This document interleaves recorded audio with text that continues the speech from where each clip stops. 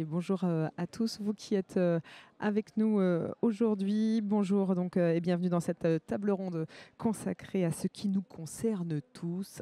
Il s'agit bien sûr de l'école. La France compte aujourd'hui plus de 49 000 écoles. Oui, mais voilà, vous le savez, les écoles françaises sont vieillissantes et donc énergivores et peu adaptées au changement climatique.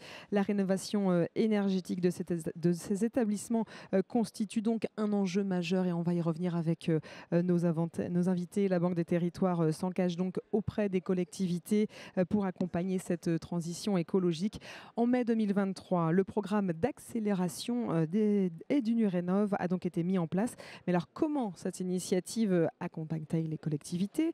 Comment rénover ces bâtiments? Eh bien, nos trois invités vont répondre à ces questions. Bonjour à vous trois. On va faire un rapide tour de table pour vous présenter. Avec nous donc Nicolas Turca, vous êtes le directeur du programme EduRénov. Bonjour à vous et bienvenue. Avec vous, on reviendra évidemment sur comment ce programme accompagne les collectivités. Avec nous également Emmanuel Colletter, vous êtes Bonjour. chargé d'études usage des bâtiments au CEREMA, le centre d'études et d'expertise sur les risques et la mobilité et l'aménagement.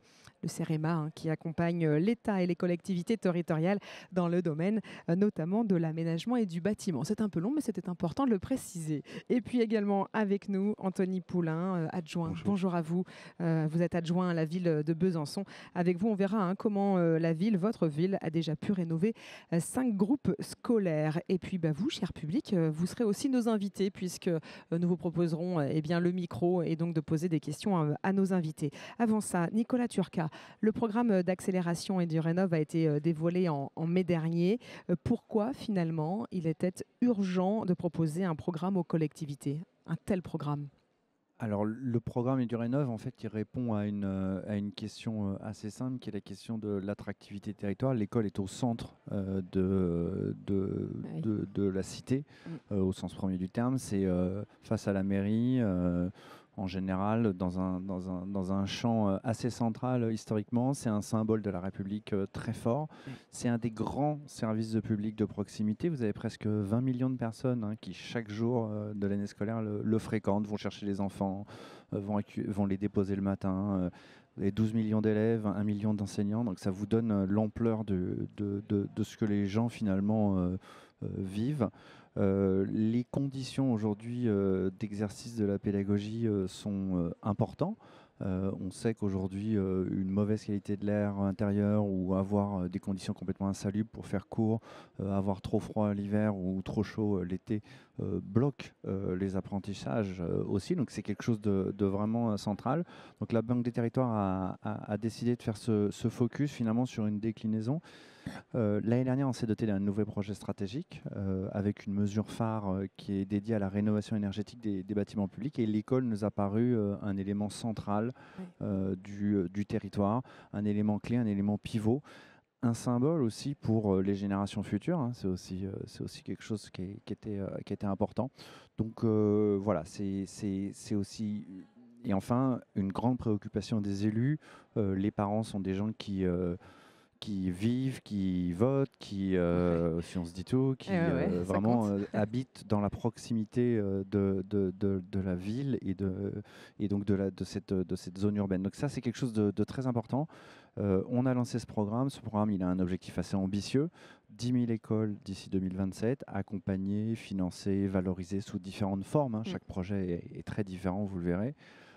Avec 2 milliards d'euros qui a été mis, enfin une poche qui a été dédiée et sanctuarisée de 2 milliards qui vient du fonds d'épargne, et enfin 50 millions aussi d'euros d'ingénierie pour pouvoir accompagner les collectivités territoriales et notamment les plus fragiles qui n'ont pas forcément l'ingénierie pour débuter, pour initier les travaux de conception qui sont nécessaires à la réalisation de la rénovation. Donc ça, c'est vraiment la dimension centrale. Et on parle aussi de programme d'accélération. Ça signifie quoi finalement? Ça signifie qu'en fait, on prend les projets comme ils sont et on essaie de les accélérer à l'étape suivante. On a cette conviction que la transition écologique, c'est pas faire mieux, mais c'est faire plus. Et ça, c'est central dans notre histoire. D'où le fait qu'on accompagne 10 000. C'est un grand chiffre. C'est un des premiers programmes à la Banque des Territoires qui porte cette ambition aussi large. On avait 222 villes, 1600 petites villes de demain. Voilà. Là, aujourd'hui, on a 10 000 écoles. Donc, c'est quelque chose d'ambitieux, mais on n'a pas le choix. Ouais. Donc c'est important. C'est ça, il y a urgence et vous allez peut-être nous le confirmer, Emmanuel Colletter. On va le rappeler, le CEREMA a donc publié une étude baptisée L'école de demain. Concrètement, à quoi sert ce dossier ? Oui, merci. Alors de présenter ce dossier, c'est une étude, en fait, c'est une étude exploratoire qu'on a lancée il y a quelques mois et qui a donné lieu, le résultat, c'est un document, un petit dossier d'un peu plus de 100 pages.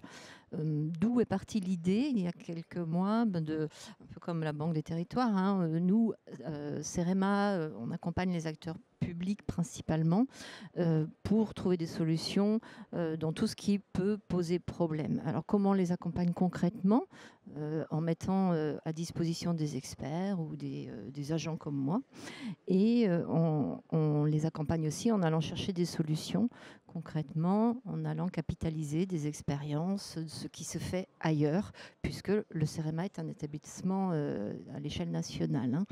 Alors, c'est exactement les principes de ce dossier. Ce dossier, c'est une étude exploratoire sur l'école au sens large, en tant que bâtiment assez qui peut poser problème pour un bon nombre de collectivités, comme l'a dit Nicolas. Et c'est donc une étude exploratoire qui essaye de dresser un panorama assez complet, global, transversal, sur les grandes thématiques, les grands enjeux qui pèsent sur les écoles aujourd'hui, sur les écoles et donc sur ce patrimoine qui appartient aux collectivités, sur les collectivités et les gestionnaires. Pour un maître d'ouvrage, il s'agit en fait, de poser le regard vraiment transversal et complet, autant que faire se peut, de ces enjeux et de trouver des solutions à ces défis qui sont celui de l'énergie, de l'adaptation au changement climatique, de la mobilité, de l'accueil aussi, et puis surtout du confort d'été, hein, on y reviendra, et puis surtout de ce qui fait la spécificité de ces bâtiments-là, la pédagogie, l'éducation. Et on parle, c'est un peu bateau comme expression, mais de bien-être à l'école, d'épanouissement. Tout cela ne nous a pas échappé dans ce dossier qui est global. Il est consultable par vous tous. Hein, il s'adresse principalement aux maîtres d'ouvrage, mais pas que. Il y a beaucoup de personnes, beaucoup d'acteurs qui peuvent être intéressés par ces questions-là. C'est un dossier organisé en 7 chapitres. On a essayé d'être le plus complet possible. Donc ça veut dire que c'est un peu un état des lieux de ce qui existe et ce qui peut-être devrait exister.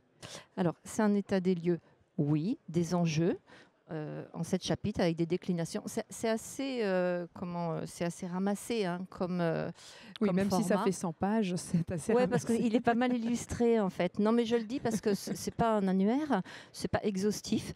Ce qui me semble intéressant, c'est vraiment on dresse le panorama, comme je vous l'ai déjà dit, et puis il y a des solutions. On est allé piocher, interroger les collectivités pour trouver des solutions et des écoles qui ont fait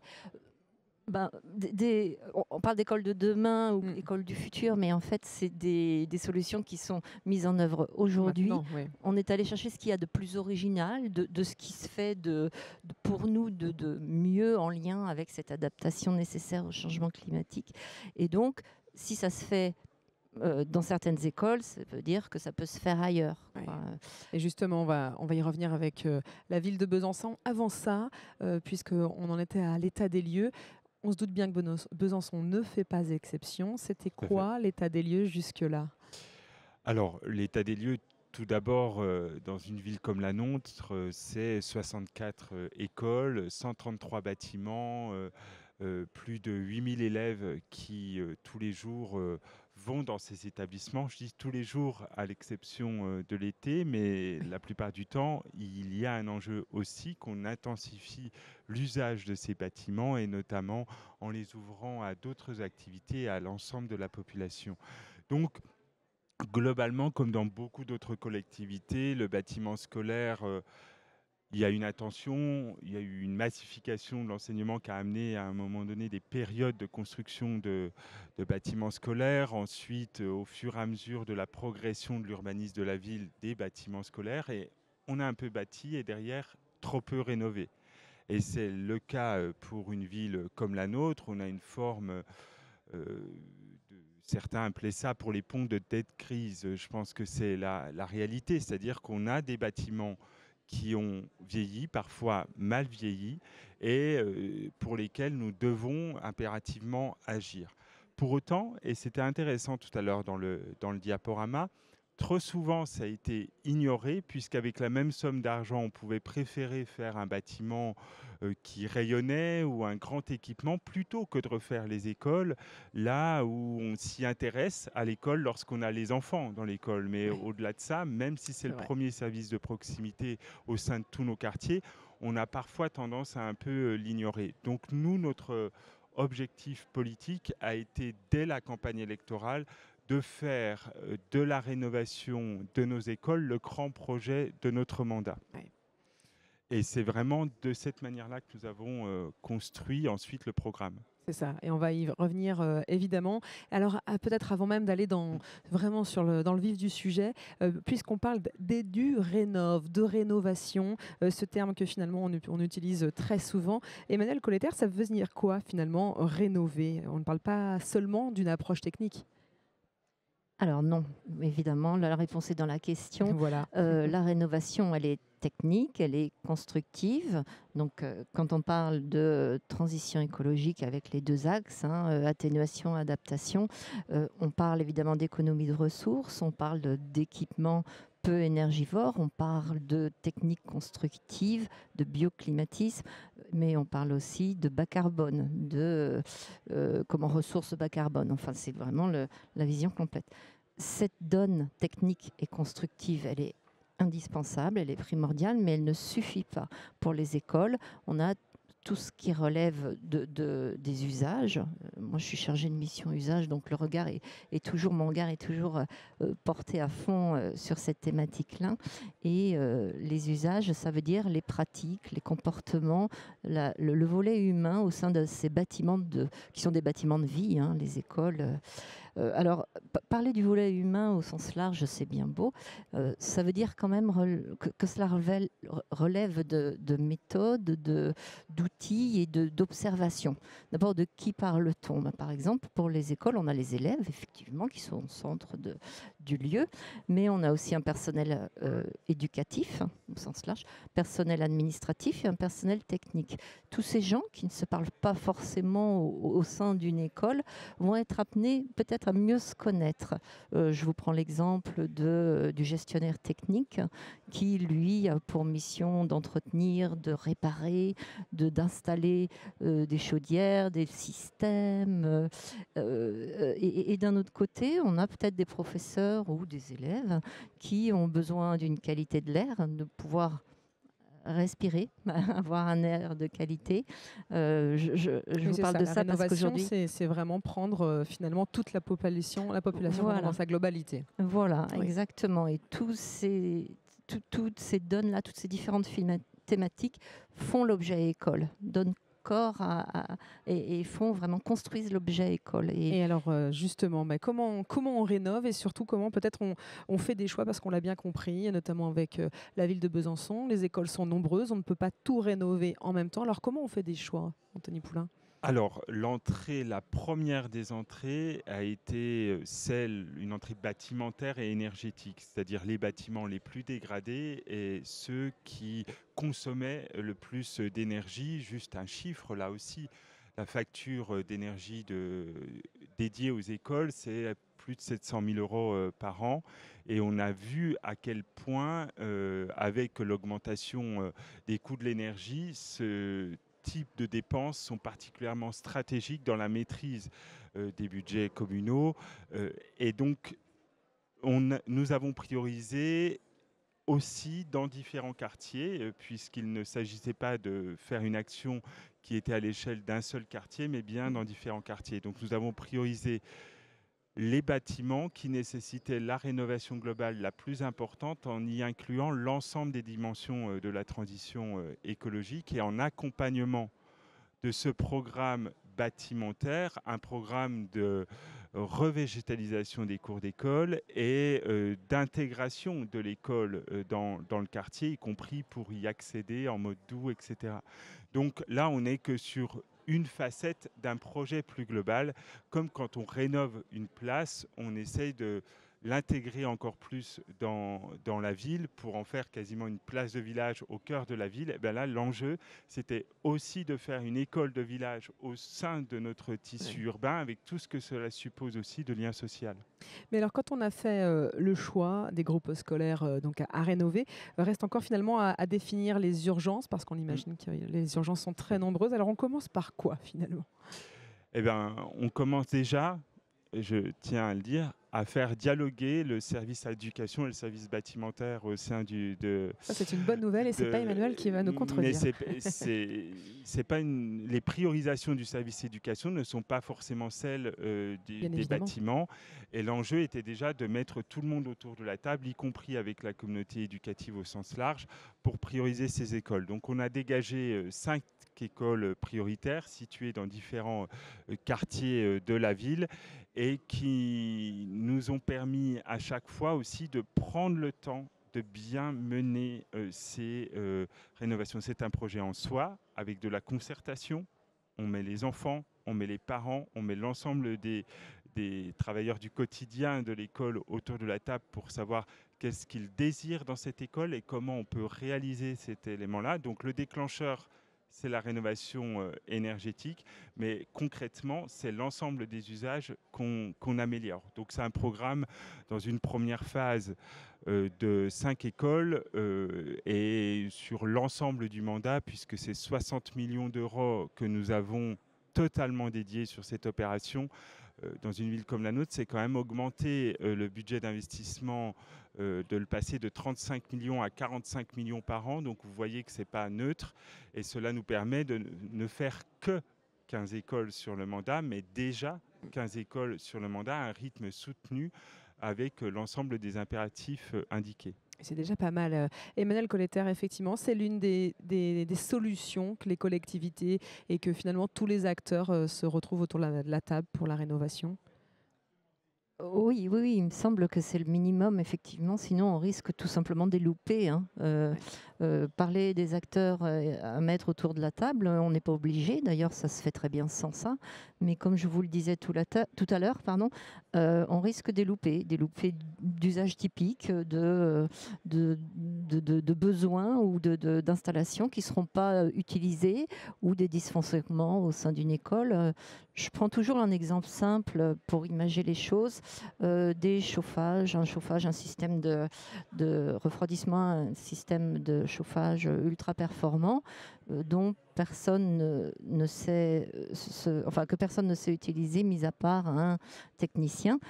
C'est vraiment, enfin, ça me paraît être du bon sens, ou plutôt du mauvais sens, mais c'est tellement fréquent, c'est tellement commun, et on se dit, mince, il manque un petit lien, un petit quelque chose pour que ces gens se parlent.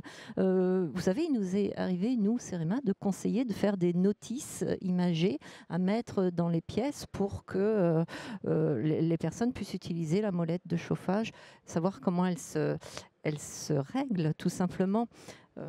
Voilà, en fait, moi j'ai tendance à dire l'usage et l'occupation d'un bâtiment, c'est du bon sens. Et en fait, on se rend compte que réellement, dans un milieu professionnel, là où il y a beaucoup de gens et de bonne foi, chacun fait son travail et cherche à le faire au mieux, ben, c'est pas si évident que ça. Voilà, donc ça, c'est le B à bas.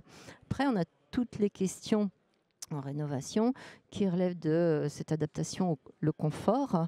Et alors, on parle du confort d'été. Et là, l'enjeu principal, il est de prendre le bâtiment dans toutes ses dimensions et dans l'ensemble de ses espaces, y compris les espaces extérieurs et les abords d'école. Oui, c'est ça. Encore une fois, la rénovation, c'est un sujet global. On a parlé évidemment de l'humain qui doit être au cœur du projet. Le financement est forcément aussi au cœur du projet. Anthony Turca, c'est là que la Banque des Territoires arrive finalement. Et ça, c'est la première action.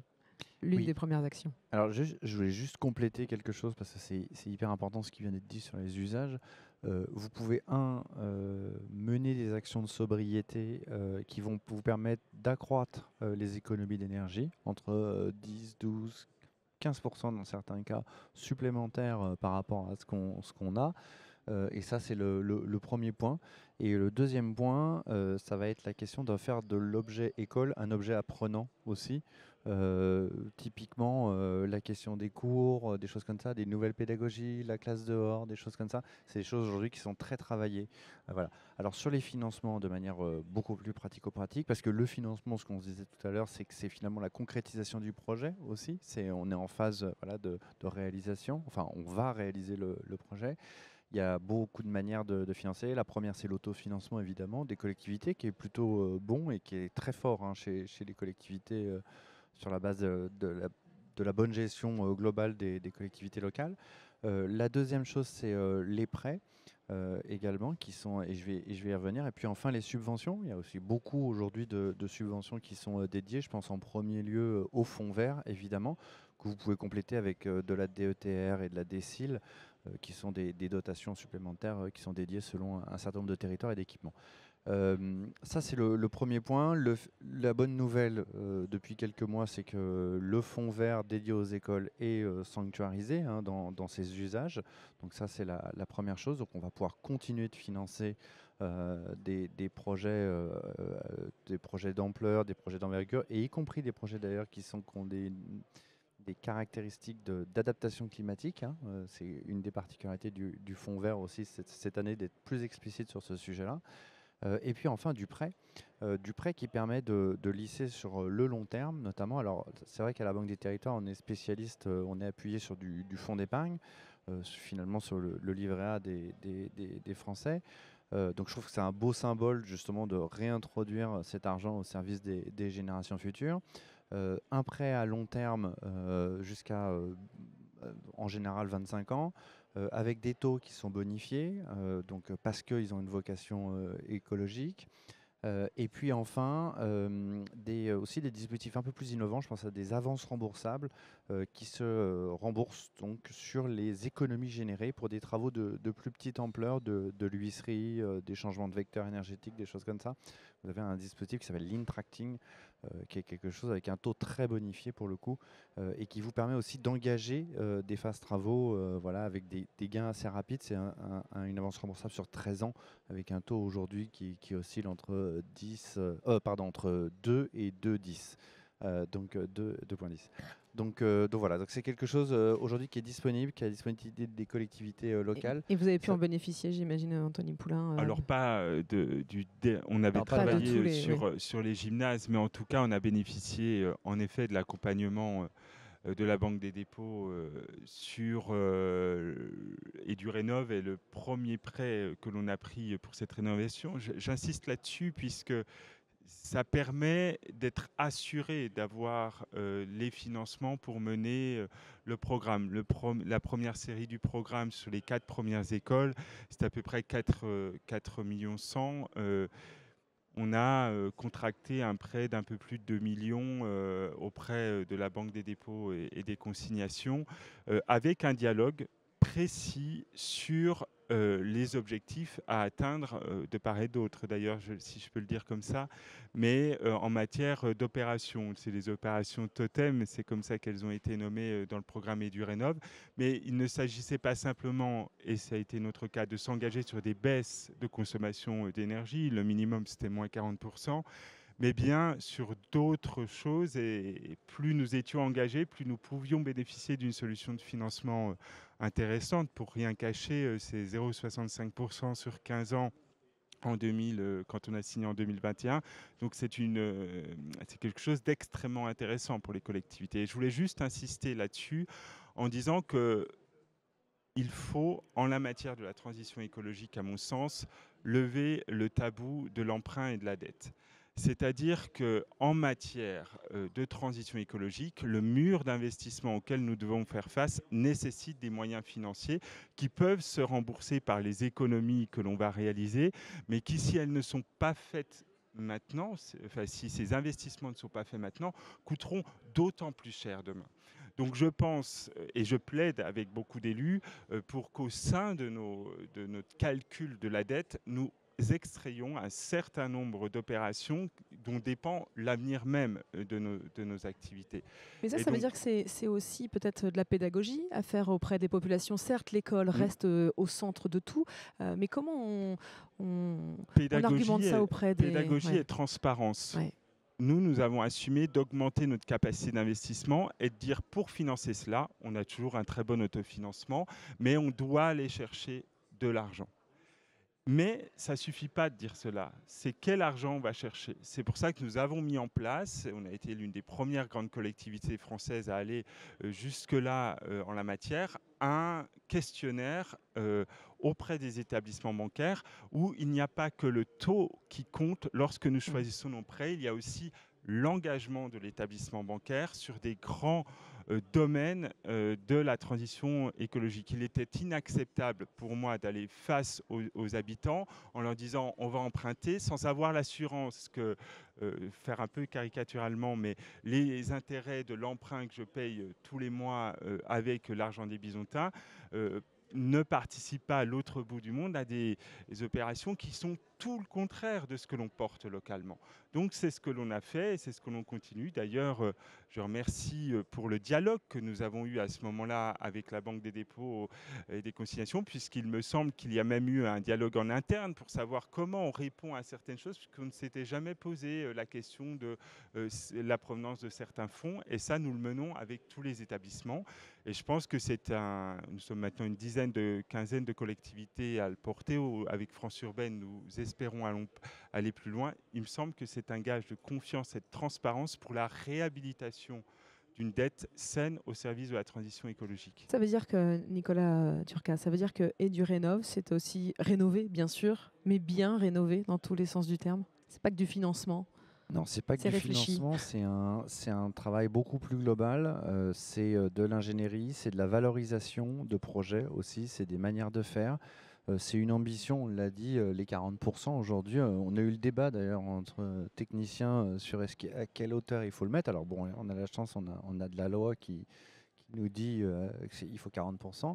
Mais en fait, on a poussé les ambitions. Avec le CEREMA, et je ne veux pas dévoiler des travaux futurs et des annonces futures, mais avec le CEREMA et le CSTB, on travaille actuellement justement à une charte un peu globale sur justement les ambitions que peuvent porter la rénovation énergétique. Donc on est complètement engagé dans ce mouvement vers le haut. Je disais tout à l'heure faire plus, mais c'est aussi faire mieux et aussi c'est quand même d'avoir une vision un peu globale des projets. On est les premiers, par exemple, à avoir mis en place un dispositif de financement de l'ingénierie dédié à la concertation et à la maîtrise des usages. On a un marché à bon de commande dont on peut tirer et dont les collectivités peuvent venir nous requêter, on va dire, des appuis en ingénierie. Et donc ça, c'est typiquement, on était les premiers à le faire sur un programme de cette ampleur-là, avec les volumes dont on parle, qui sont des presque plusieurs milliers de tickets, entre guillemets, d'ingénierie. Le temps passe très vite, hein, bien évidemment, et l'idée, c'est aussi de vous donner la parole à vous, cher public. On va peut-être aller directement aussi vers les conséquences, Anthony Poulain. Quelles sont effectivement les premières conséquences très directes pour qu'on comprenne aussi ce que vous avez rénové? Alors, les conséquences, je vais prendre la parole d'une des directrices qui a vu son école rénovée. Je trouve que son expression « ça change la vie » résume bien ce que l'on a fait. Alors qu'initialement, lorsque nous avions présenté le programme, on disait c'est du bâtimentaire, ça va pas assez loin, etc. Et en final, on a pu travailler et voir tout ce que ça apportait. Et concrètement, d'un point de vue financier, je vais prendre une école, l'école Kennedy par exemple, une école qui fait 600 mètres carrés, elle consomme aujourd'hui l'équivalent d'une maison de 90 mètres carrés, 100 mètres carrés, c'est-à-dire qu'on a sur cette école quasiment divisé par 4 la consommation énergétique. On est passé d'une facture d'énergie, même dans la période d'augmentation, qui était de l'ordre de 8 000 euros par an à 2 000 euros par an. Donc on voit très clairement que là, si on additionne ça sur l'ensemble de nos bâtiments, vous disposez ensuite d'une marge de programmation de politique supplémentaire, y compris en lien avec l'humain directement. Et une autre conséquence, c'est d'avoir fait travailler nos entrepreneurs locaux, puisqu'on ne sait pas j'allais dire, contenté de faire de la rénovation en passant des marchés sans s'interroger si cette commande publique supplémentaire allait être attribuée à des entrepreneurs locaux. De manière volontaire, là où on n'en avait pas l'obligation, nous avons adopté un SPASAR, une stratégie achat qui a systématisé les clauses environnementales et les clauses sociales. Et on a permis, aujourd'hui, 80% de notre commande publique est attribuée à des entreprises de Bourgogne-Franche-Comté, un marché sur deux à des entreprises du Grand Besançon.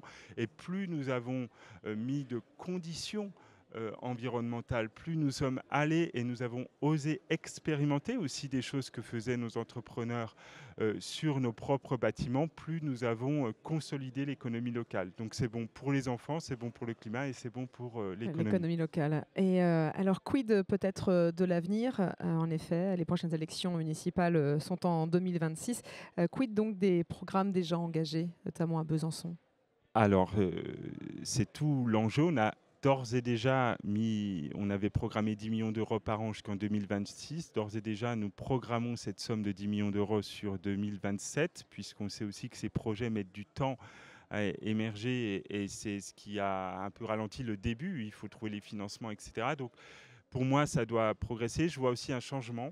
Et ça, c'est en partie dans les dialogues qui ont été faits. Ce bon sens ou ce naturel était parfois oublié, mais maintenant, il est vraiment inclus. Je pense que quand je me balade à travers la France, on voit que c'est devenu une des priorités des collectivités. Donc, j'ai bon espoir que ça reste une priorité dans notre collectivité, même si ça ne faisait pas l'unanimité au début dans notre conseil municipal. Désormais, plus personne ne souhaite remettre en cause ce programme, donc il se poursuivra et nous en avons besoin. Ouais. Anthony Turca, avant de vous donner la parole à vous, cher public, on le rappelle, le programme a été lancé en mai 2023. Quel est le premier bilan après un an? À Besançon, ça fonctionne? À Besançon, ça fonctionne. Dans presque 1647 autres projets d'ailleurs, ça fonctionne aussi. Il y a 1650 donc aujourd'hui à date projets qui se sont engagés à notre côté, qui vont bénéficier de l'accompagnement, des financements. On va commencer également une dimension importante de valorisation. On a commencé et les tournages et les reportages photos et ces choses-là pour documenter les projets parce qu'on a cette conviction du pair à pair et de montrer des exemples qui fonctionnent, qui ne sont pas forcément des exemples très complexes, mais qui fonctionnent. Donc ça, on cherche à le documenter. On va documenter visuellement et de manière assez précise 200 projets par an. Donc ça, c'est dans un centre de ressources également qu'on travaille aux côtés de l'État. Et donc voilà, donc la Ça, dynamique, c'est le bilan. Et c'est quoi les objectifs? Les objectifs, c'est en accompagner probablement encore au moins 1000 autres d'ici la fin de l'année et une trajectoire de 10 000 d'ici 2027-2030. Voilà, le projet est lancé. Allez, on va vous donner la parole. Qui souhaite peut-être profiter de ce plateau d'exception pour poser des questions ou peut-être aussi partager une expérience?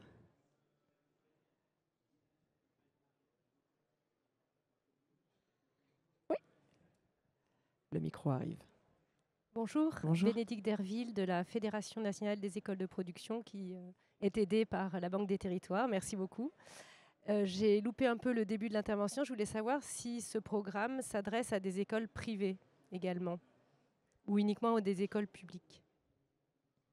Alors, il s'adresse en priorité aux écoles publiques, donc très explicitement. Après, les murs, parfois, peuvent appartenir au public et être opérés par des D'accord, choses parce que privées nous avons une école à Besançon, l'EPB, l'école de production de Besançon, qui a été rénovée, mais avec d'autres fonds, d'autres mécènes. Oui.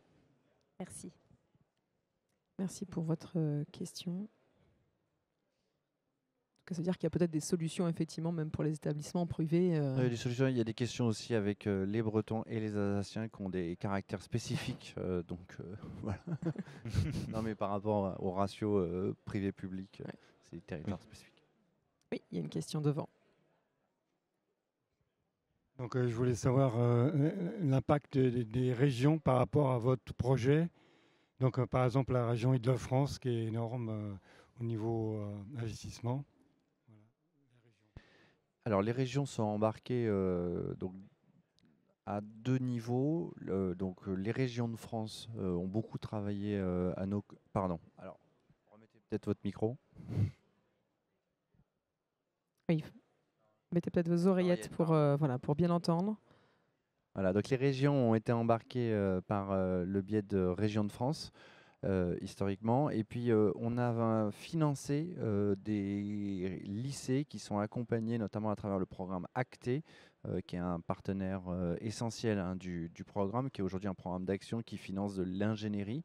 Nous, on bonifie en fait l'ingénierie d'ACTE. Lorsque ça concerne un bâtiment scolaire, on a presque 300 lycées, notamment beaucoup en Auvergne-Rhône-Alpes, quelques lycées en Île-de-France. C'est des collectivités qui ont un besoin, on va se dire les choses, moindre en matière d'accompagnement et d'ingénierie. Parce qu'il y a déjà des équipes entières, les directions immobilières sont très bien staffées. Donc, donc voilà. Mais on a des discussions avec 2 autres régions par ailleurs, donc voilà. Est-ce qu'il y a d'autres questions? Profitez, hein, nous avons les experts des Rénov avec nous.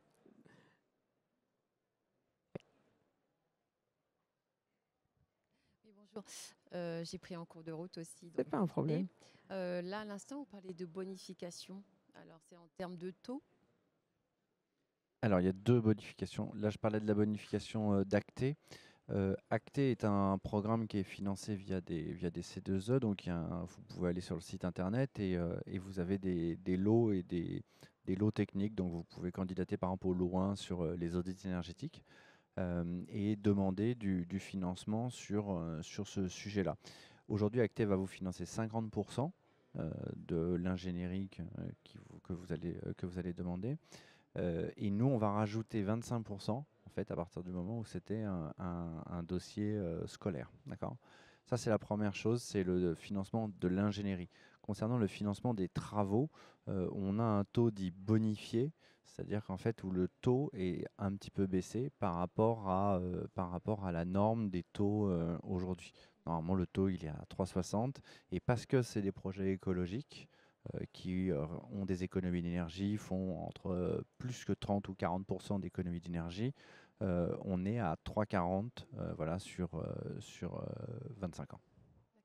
D'accord. Alors, plus le taux d'énergie est élevé, est-ce Non, que... Non, pas du tout. Ça globalement, il reste faut à stable. minimum 30% et ensuite c'est 3,40. Voilà. D'accord. Ok, Il y a un merci. seuil. Merci. Merci pour votre question. Est-ce qu'il y a d'autres questions? Au fond. Bonjour. J'ai lu dans une étude d'I4CE qu'il y a environ 5 milliards et quelques qui sont dédiés à la rénovation des écoles, qu'on devrait en avoir 12 au niveau national par an, je pense, à l'horizon 2030. Donc au-delà des décisions politiques locales et stratégiques qui allouent les fonds actuels au réno, est-ce qu'il y a des leviers, au-delà du plaidoyer des assos, est-ce qu'il y a des leviers pour débloquer les du coup 6 milliards et demi manquants? C'est une question voilà, un peu exploratoire, mais... Ouais, merci pour votre question. Mais je laisserai peut-être monsieur compléter, mais il y a un effet levier, et on en a parlé, c'est le prêt, en fait. Et ça, c'est quelque chose d'important. Aujourd'hui, non, vous ne pourrez pas financer la rénovation énergétique avec la simple subvention, comme c'est conçu, et vu les contraintes financières de l'État en général, c'est un sujet à part entière. Donc non, on ne financera pas la transition écologique avec uniquement des subventions ou de l'argent dit gratuit. La question derrière, c'est justement de faire des effets leviers entre les différentes sources de financement, et c'est là où intervient le prêt, et c'est ce qu'a expliqué monsieur. Et il y a des pistes, en effet, la question de la dette verte. Oui, pour moi, c'est le sujet majeur et qu'on se pose dans un environnement très contraint quand on est au niveau local. Donc, moi, j'évoquais cette piste qui est locale, mais aussi nationale, et j'ose le dire dans cette période aussi européenne. Hein, on a une banque centrale, il y a un certain nombre de mécanismes qui ont été activés au moment du Covid et qui pourraient peut-être être réactivés d'une autre manière, des fonds souverains ou autres. Ça, pour moi, c'est une piste importante. Dans l'étude d'I4CE, on voit d'ailleurs que ça concerne le privé et le public, c'est-à-dire comment on réoriente aussi toute une partie de la finance privée sur ces efforts-là, dans même les efforts de développement d'une entreprise ou autre, que ça devienne un enjeu prioritaire. Je crois que la crise énergétique nous a permis de tous prendre conscience des vulnérabilités qu'on pouvait avoir sur ces sujets-là et de la nécessité d'aller chercher des moyens. Et puis dans le dialogue, et je le dis d'autant plus que ce genre de propos, j'ai pu le tenir auprès de représentants du gouvernement. Je pense qu'il y a un débat qui n'est pas simplement comment on finance la dépense, mais comment on va chercher la recette et à quel endroit. Et je pense que là aussi, il y a un levier majeur de réflexion, mais qui dépasse très largement le cadre dans lequel nous sommes, mais qui est, à mon sens, ce qui devrait exister davantage dans le débat public. En tout cas, nous appelons de nos voeux, c'est comme sur des questions comme le ZAN. Il est vrai que quand on regarde la fiscalité locale, si la fiscalité locale reste comme elle est, le pari est d'autant plus compliqué puisque vos recettes ne sont pas liées aux efforts qu'on vous demande. Et donc, à mon sens, nous pouvons avoir là nous avons une nécessité de débat collectif, politique, global et citoyen sur le sujet. Allez, peut-être encore une question avant de clore cette table ronde consacrée à EduRénov. Peut-être terminer avec vous, Anthony Poulain. Les objectifs, on l'a compris, 2026, rien ne s'arrête et tout se poursuit. L'objectif, c'est quoi? C'est de rénover toutes les écoles? En tout cas, nous porterons cette ambition. Moi, je suis pas, je suis qu'un électeur à Besançon, donc on continue ça. On portera cette ambition-là, mais pas que les écoles. Je dois dire que tout à l'heure, on parlait des solutions interacting ou de rembourser par les économies d'énergie. Il faut être honnête que parfois, dans notre patrimoine, ce n'est pas l'école qui est le principal levier en termes d'économie d'énergie. Nous avons des équipements sportifs, je vais vous en donner un, et j'espère, c'est filmé, mais mon collègue adjoint au sport ne m'en voudra pas, mais nous avons une patinoire, par exemple. Patinoire, rien que la patinoire et la piscine, on est quasiment sur un seul équipement pour la même dépense énergétique que l'ensemble de nos écoles. Et donc on sait bien que la soutenabilité et l'accompagnement de la rénovation de ces bâtiments-là est aussi un enjeu majeur, et ça fait partie, nous, des réflexions très concrètes qu'on peut avoir. Comment on continue dans cette question d'équipements sportifs. On a vu que quand on avait fait les gymnases, ça avait été très intéressant. Poursuivons aussi ces réflexions-là, puisque souvent ces bâtiments sont dépensiers et très utiles socialement. Donc c'est ces deux dimensions qui doivent se conjuguer et qui doivent amener à être prioritaires. Donc on poursuit, mais pas simplement dans les écoles. Ouais. Et effectivement, ça ne rentrera pas dans le projet EduRénov.